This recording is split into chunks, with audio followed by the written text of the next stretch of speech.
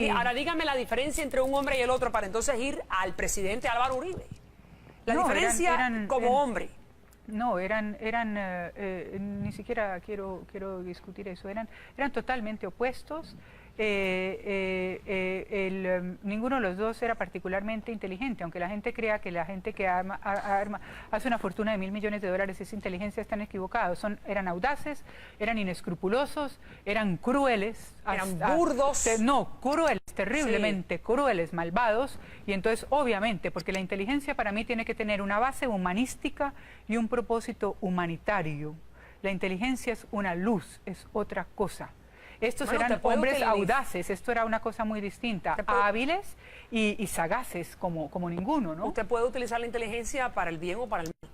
Pero bien, vamos entonces a la parte de la política colombiana. Usted dice en el libro que los narcos prosperaron en Colombia no porque fueran unos genios, sino porque los presidentes eran muy baratos. Escuchen esto, que los presidentes colombianos eran muy baratos, significa que eran muy baratos y muy fáciles de comprar. Sí, eran muy baratos. Le voy a ir mencionando una serie de presidentes colombianos. Alfonso López Michelsen, y quiero solamente que me diga, para entonces llegar al presidente actual, que me diga si estuvo comprado por los narcos. López Michelsen. Tanto como estuvo comprado, no, pero recibió mucho dinero para su campaña presidencial frente a Belisario Betancur. No es lo mismo. Estuvo comprado y les prestó muchísimos servicios. Y delante mío, Rodríguez Orejuela le mandaba pasajes a Europa, a él y a su mujer. Era una cosa impresionante. No, entonces... El día que Santofimio viene con Rodríguez Orejuela, el día que Rodríguez Orejuela sale de la cárcel, trae a Santofimio, el candidato de Pablo, a mi apartamento, y va nuevamente para donde Alfonso López Michelsen. Habían venido en el año 83, Pablo, con todo el cartel de Medellín. Ahí está López Michelsen en pantalla. César Turbay Ayala. Julio César Turbay Ayala realmente no, era el tío de Aníbal, mi novio con el que yo conozco a Pablo.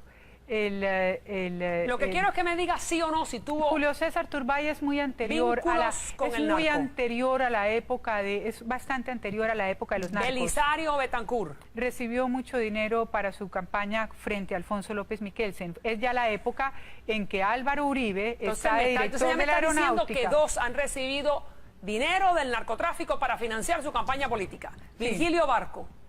Virgilio Barco no recibió porque además era un hombre rico y un hombre de clase muy alta, pero el socio de Gilberto Rodríguez Orejuela, que se llamaba Germán Montoya, era el hombre detrás del trono en la administración de Barco. Virgilio Barco entonces no recibió él, pero recibió la gente detrás del trono. No recibió él, pero su hombre detrás del trono era socio de Gilberto Rodríguez, aunque en la Chrysler, pero no creo que en el narcotráfico, en la Chrysler, porque Gilberto Rodríguez tenía muchísimos negocios legítimos que pagaban muchísimos impuestos, al contrario de Pablo, que en eso era otra filosofía completamente distinta. Gilberto era un hombre de negocios absolutamente brillante, con muchísimas compañías legítimas. En eso se diferenciaba de Pablo. Y una ilegítima que era la de mayor beneficio económico, que era la droga. Sí. César Gaviria. César Gaviria, que yo sepa, no. Ernesto Samper. Pero de César Gaviria se rumoran algunas relaciones que me conste no, con algunos capos de otros carteles de la zona del país de donde él era oriundo. Ernesto Samper. Ernesto Samper definitivamente fue la persona que recibió los cheques para la campaña de Alfonso López Michelsen y además recibió algo así como $8 millones de los hermanos Rodríguez Orejuela para la campaña presidencial de él, en lo que se llamó el proceso 8.000. De manera que ese sí resultó carísimo, ese sí le salió caro. Andrés Pastrana. No, Andrés no. Bueno, si fue secuestrado por... fue secuestrado por Pablo, sí, Andrés no. Ok, vamos con Uribe. Vamos con Álvaro Uribe Vélez. Álvaro Uribe, que es el presidente actual de Colombia, uno de los hombres más respetados por Washington, uno de los hombres más cercanos a la administración del presidente Bush, un hombre de derecha en un mar de diferentes gobernantes latinoamericanos que están de tendencia a izquierda. Fíjese, lo que voy a leer en particular, lo que dice su libro en la página 111, para ser más exacta. Vamos a buscarlo para no... Oye, en la introducción ya cuento de entrada lo que está pasando. Fíjense, lo que dice, y preste atención usted que me está mirando en su casa. Pablo me presenta al ex alcalde de Medellín y me simpatiza de inmediato porque pienso que es uno de los contados amigos de Pablo con cara de gente decente y que yo recuerde el único con gafas de estudioso. fue director de la aeronáutica civil en 1980 al 82 y ahora a sus 31 años todo el mundo le pronostica una brillante carrera política. Se llama Álvaro Uribe Vélez y Pablo lo idolatra. Sí. Mi negocio y el de mis socios es el transporte, le dice a usted Pablo Escobar, a $5,000 por kilo asegurado. Y está construido sobre una sola base, la pista de aterrizaje y los aviones y los helicópteros. Ese muchacho, Álvaro Uribe, ese muchacho bendito, con ayuda del subdirector César Villegas, nos concedió docenas y docenas de licencias para las primeras y centenares para los segundos. Sin pistas ni aviones propios, todavía estaríamos trayendo la pasta de coca en llantas desde Bolivia y nadando hasta Miami para llevarle la mercancía a los gringos. Gracias a él, me refiero al presidente, gracias a él, es lo que yo estoy enterado de todo lo que pasa en la aeronáutica civil y en el aeropuerto de Medellín, ahí donde lo ves con sus gafas. Y esa cara de seminarista es un peleador bravísimo. Bueno, entre otras Estos cosas son aseveraciones sumamente graves, señora Claro, Vallejo, sobre el presidente de Colombia, Es el que historia está antigua. recibiendo cerca de $4,000 millones en un plan Colombia, que es de ayuda por parte de los Estados Unidos al narcotráfico colombiano. Cuénteme. Bueno, le cuento que me arrepiento de haber dicho gafitas de estudioso, me traicionó el subconsciente, porque como ¿Es verdad? llevo 20 años viéndolo retratado con gafas, entonces me traicionó el subconsciente de haber dicho cara de estudioso, no gafitas de estudioso. Él salió a decir que yo estaba mintiendo porque había dicho gafitas de estudioso. Me arrepiento, señor presidente, de haber dicho que tenía gafitas de estudioso. Listo, no las tenía. Ya en la corrección del libro dice cara de estudioso o cara de seminarista. ¿Estaba en el narcotráfico el En el presidente narcotráfico Uribe? no, yo no sé si en el narcotráfico estaba o no. Mire, yo había podido poner en Pero el si libro... usted dice que le está dando sí. la licencia para las pistas, Sí, para que sí, aterricen sí, los sí, aviones, sí. para que se llenen de la coca. Sí, eso es darles las licencias, no ser narcotraficante. Pero Virginia... Bueno, no, momento. Entonces, venga, le digo, María Elvira, espere, déjeme termino. El narcotráfico se dispara. Todos estos tipos eran delincuentes del bajo mundo durante los años 70. Y el narcotráfico se dispara y empiezan a entrarles esos raudales de dinero entre el 80 y el 82. Es cuando esas fortunas se vuelven de billions, según Forbes y miles Fortune. de millones de millones. Según Forbes y Fortune.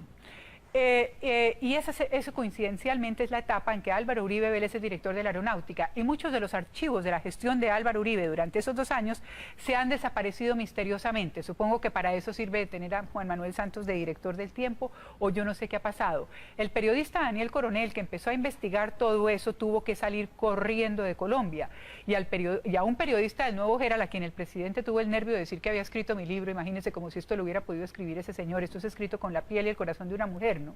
Y además ese señor escribe muy mal y no escribe con el estilo mío, que es, gracias a Dios, creo que impecable. Ese también tuvo que salir corriendo de Colombia cuando el presidente dijo que me había colaborado en mi libro, lo cual es falso. Yo había podido poner todas las investigaciones que ese tipo alguna vez hizo, o que Daniel Coronel hicieron, sobre el pasado del presidente en unos helicópteros, en unas cosas de las que ahorita voy a hablar, y no las puse en mi libro. Yo me limité a poner en mi libro estrictamente lo que Pablo me dijo y lo que me consta.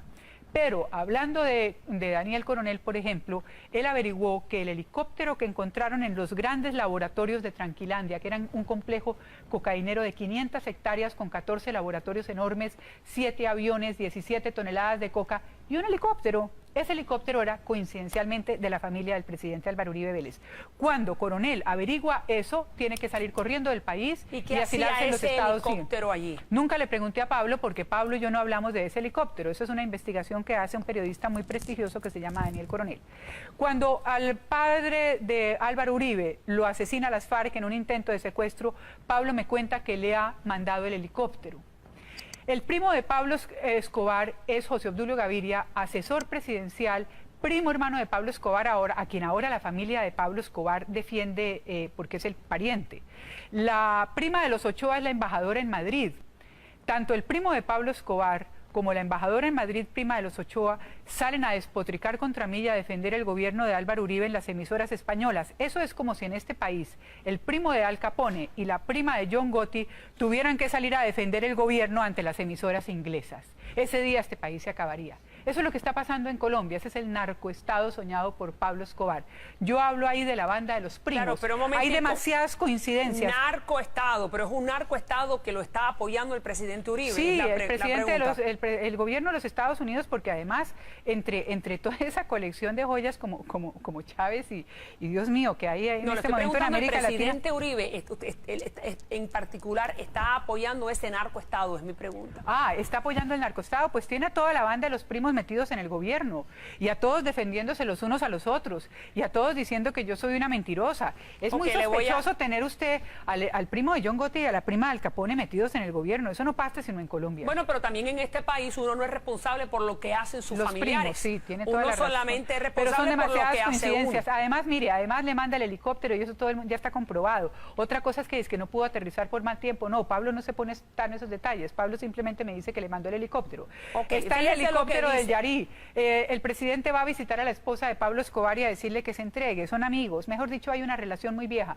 Y además, Hay todo una relación muy todo vieja. parece indicar que Álvaro Uribe llegó a la aeronáutica como cuota de Santofimio. De manera que son Alberto demasiadas. Santofimio, que El era candidato que de está en Pablo. la cárcel y era El candidato de Pablo. presidencial, candidato presidencial Sí, de Pablo. Ahora, fíjese sí. lo que dice el presidente de Colombia Sí. acerca de sus aseveraciones. Sí. Ha negado las acusaciones y dice que la vio usted solamente una vez en un avión, que nunca fue amigo de Pablo Escobar y que su libro lo escribió un periodista que colabora con el periódico El Nuevo Herald, periódico local de Miami, que se llama Gonzalo Guillén, para hacerle daño a él. ¿Usted qué le Imagínese, responde al presidente? primero que todo hay que leer cómo escribe Gonzalo Guillén y usted se da cuenta que no tiene nada que ver con el estilo en que yo escribo. Uno. Bueno, en segundo lugar, Gonzalo Guillén es mi enemigo y mi detractor. De manera que no veo a ese sujeto y no tengo nada que Escribiendo ver su con él. libro. Y además habla pestes de mí y yo hablo también pestes de él. De manera que me inspira el más profundo rechazo. En tercer lugar, dice que no solamente no escribió mi libro, sino que no se lo piensa leer. A Dios gracias, porque no tiene el estilo literario, porque él tiene un estilo Ok, literario que él nunca tendrá. Lo que dice el presidente. Lo que dice el presidente, que me vio una vez, no, me vio 2 veces. Yo nunca he dicho que sea amiga de él. Es que yo jamás he dicho que yo sea amiga de los presidentes de mi país. Los conozco a todos, los he entrevistado a la mitad y nunca he dicho que sea amiga de ningún presidente ni tampoco de él. Lo vi 2 veces. Una vez que Pablo nos presentó cuando era un muchacho jovencito, tenía 31 años, cara seminarista. Y otra vez cuando se acerca a saludarnos en el aeropuerto de Medellín, yo voy, es la vez que me estoy despidiendo de Pablo. Voy además en un estado emocional muy terrible. Le he dicho adiós, sé que es la última vez que lo veré con vida. Y los 2 muchachos que van a llevarme al aeropuerto se saludan con los 2 muchachos o los 2 señores que están con Álvaro Uribe.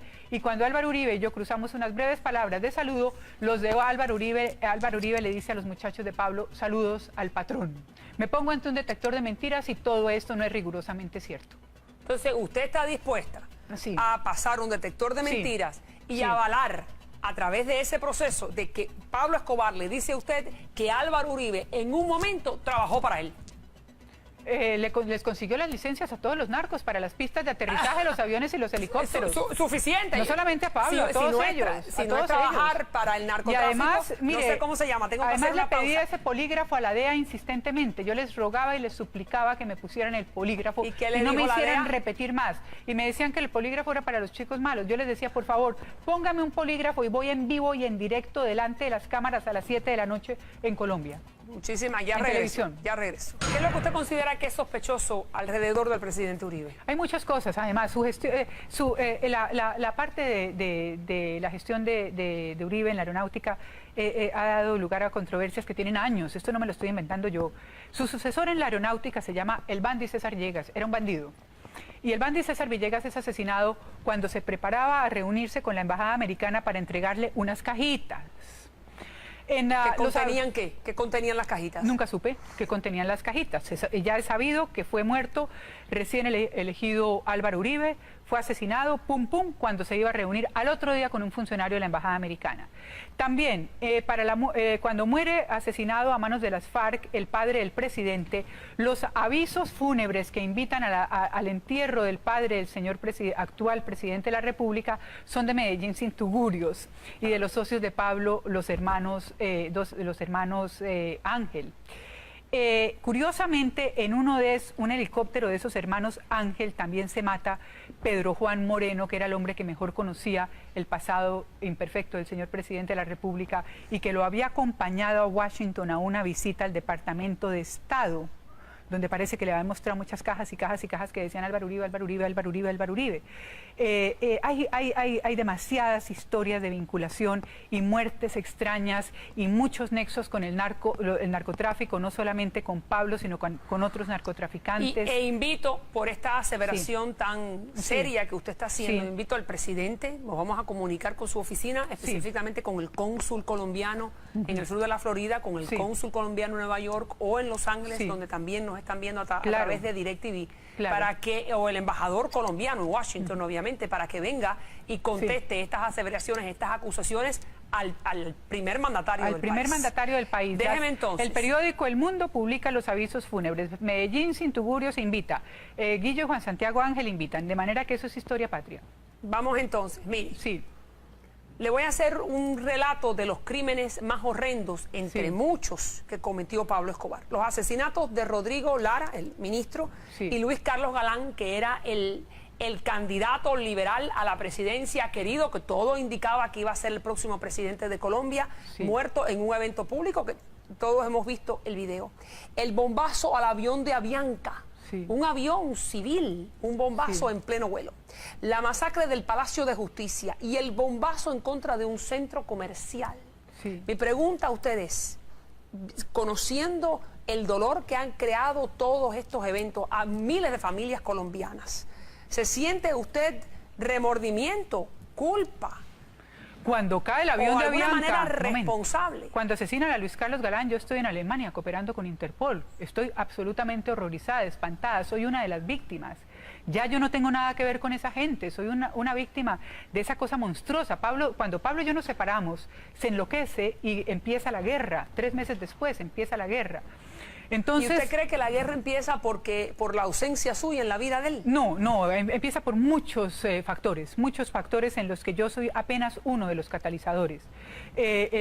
No tiene quien le pegue riendazos, quien lo tranque. Yo lo trancaba mucho. Yo trataba de usar un lenguaje que él entendiera para hacerle ver que lo que iba era camino del suicidio, ¿no? Entonces, y además se va en esa guerra contra Rodríguez Orejuela, que es una guerra ciega que yo trato de parar, y yo veo que yo no la voy a poder parar, porque si Rodríguez acaba de salir de la cárcel y Pablo y él se van a matar. Entonces todo el avión de Avianca y la muerte de Luis Carlos Galán y el Centro 93 y todo ese narcoterrorismo, eso ocurre después de que yo ya no vuelvo a ver a esa gente. Yo estoy horrorizada, yo soy una víctima más, yo estoy cooperando con Interpol, yo vivo en Alemania. Usted es una víctima más, pero mi pregunta... Ya hay una cosa de Luis Carlos Galán gravísima. Ahora me lo va a decir, pero en el momento que usted se acuesta en su cama y que pone la cabeza en la almohada, ¿usted no siente en algún momento haber sido parte de la vida del hombre causante de todo ese sufrimiento, de este sádico, este psicópata? Remordimiento, culpa. No, porque es que yo que hice fue tratar de parar a ese psicópata, y cuando se va de mis brazos llega a mis brazos siendo un niño, sale de mis brazos hecho un hombre, decidido a convertirse en monstruo para pasar a la historia convertido en mito. Yo no puedo, trato de frenarlo y no puedo hacer nada, y se va, y ya me quedo yo llorando y destrozada y despedazada porque no hay nada que pueda hacer. Y a propósito de lo de Luis Carlos Galán y el Palacio de Justicia, todos esos sofismas de distracción de pretender que yo sabía y que yo podía haber parado esas muertes y esos horrores, esos son sofismas de distracción, y le voy a decir por qué. Es hora ya de que la familia de Luis Carlos Galán Sarmiento y el hijo de Luis Carlos